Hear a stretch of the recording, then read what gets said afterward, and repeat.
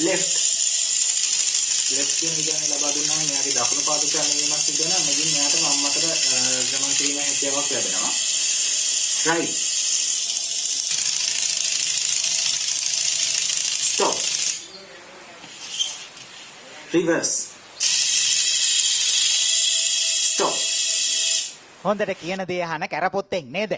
Robot කෙනෙක් නිසා අපි මෙයාට රොබෝ කැරපොත්තයි කියමු. පාද 6ක් තියෙනවා. නිර්මාණ ශිල්පියා විවෘත විශ්වවිද්‍යාලයේ මැකට්‍රොනික ඉංජිනේරු අංශයේ අවසාන වසරේ අධ්‍යාපනය ලබන රකිත බ්‍රිටෝ. ඔහුගේ තවත් නිර්මාණ මීට පෙර අටපට්ටමෙන් පෙන්නුවා මතක ඇතිනේ. රොබෝ කැරපොත්තා භාෂා 3කට සංවේදී. සමහරට සිංහල තේරෙන්නේ නැති රටේ බලන්න රොබෝ කැරපොත්තා. නවතින්න. පස්සට. නවතින්න. වමට. නවතින්න. නවතින්න. දකුණට. වමට.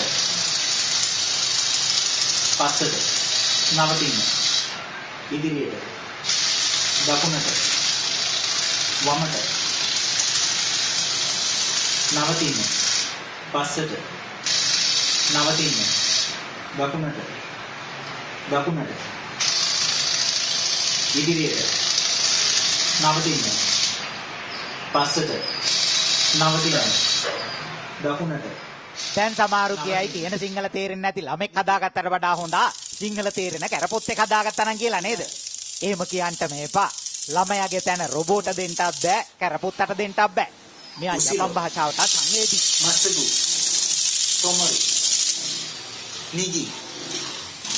නිගි. තොමරු. හිදාරි.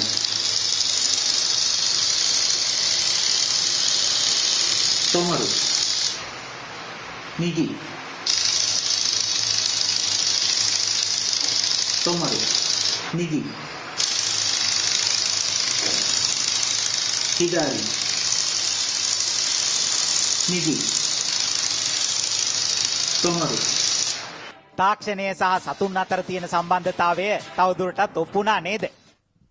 රෝදය සොයා ගැනීම ලෝක ඉතිහාසයේ විප්ලවයක් වුණා.